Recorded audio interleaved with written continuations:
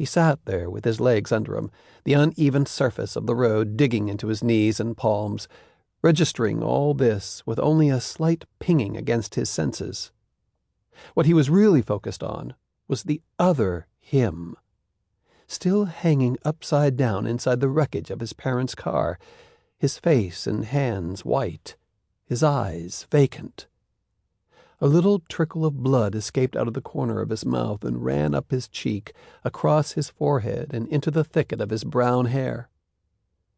The body was a warped reflection of the 17-year-old boy he'd previously been, and previously had been only moments ago, when his world was normal and right, empty of ruined cars and burning trucks. And yet, he was still here. His lungs burned with the air he was breathing in. His body cried out from a million white-hot pinpricks of agony. His head thudded and throbbed like the backbeat to some terrible house music. But he was also there. He could feel the accident, could feel the impact. His limbs and muscles ached with the force of it. But the body dangling inside that tomb of crushed metal was no longer his. It looked like him. It had his smallish nose and his wide, sometimes haunted-looking eyes. But it definitely didn't belong to him. How could it, when he was sitting right here, breathing, aching? Even as he thought it, though, the ache was fading, replaced by a bizarre numbness, a nothingness, as if the inside of his body had suddenly gone hollow. On both sides of the concrete barrier that ran down the center of the highway, cars were pulling over, people leaping out, staring at the carnage with shocked eyes and open mouths. Some people were weeping. Some were coughing from the smoke and the heat that he suddenly could not feel. A couple of men ran over to the car, to his body, and were reaching in. One of them looked like he was trying to find a pulse. Within the crowd, he could see other people holding their phones in the air, trying to get a decent shot. He was a spectacle now.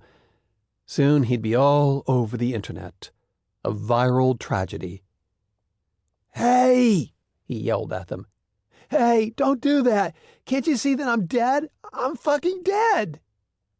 He didn't need anybody to tell him that they couldn't hear or see him. There was a part of him that already knew.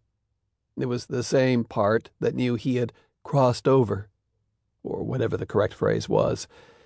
Maybe someone caught the moment that the spiritual was peeled away from the physical. Maybe there was a picture on one of those phones that showed a ghostly fog in the shape of a human hovering just above his body as it hung there behind the steering wheel in a horrid imitation of life as it was, as it would never be again. He felt his arms and legs begin to shake. He fought to still them, afraid now. Afraid that he might shake himself into a billion little particles of mist and get carried away by the cool evening breeze. Was he a ghost? A spirit? Was he just a memory firing off in one of the last living neurons of his brain? Something was going to happen soon. Either he was going to poof out of existence, or he was going to fade into a shadow, or he was going to follow a brilliant white light down a tunnel into oblivion. But something was going to happen. It had to. Otherwise he might go insane waiting. He shut his eyes. He waited for infinity to swallow him. Meanwhile, the whomp, whomp, whomp of blood in his ears was beginning to fade, not necessarily slowing, just getting quieter, as if someone was turning the volume down on his heart. He was able to hear the world again, the animal trumpet of horns blaring and brakes screeching as traffic came to a halt along the road, the whispery murmur of panicked conversations among the crowd, the haunted cries of distant sirens. Someone, a woman from somewhere in the back of the crowd, had called 911. She was still on the line with the operator.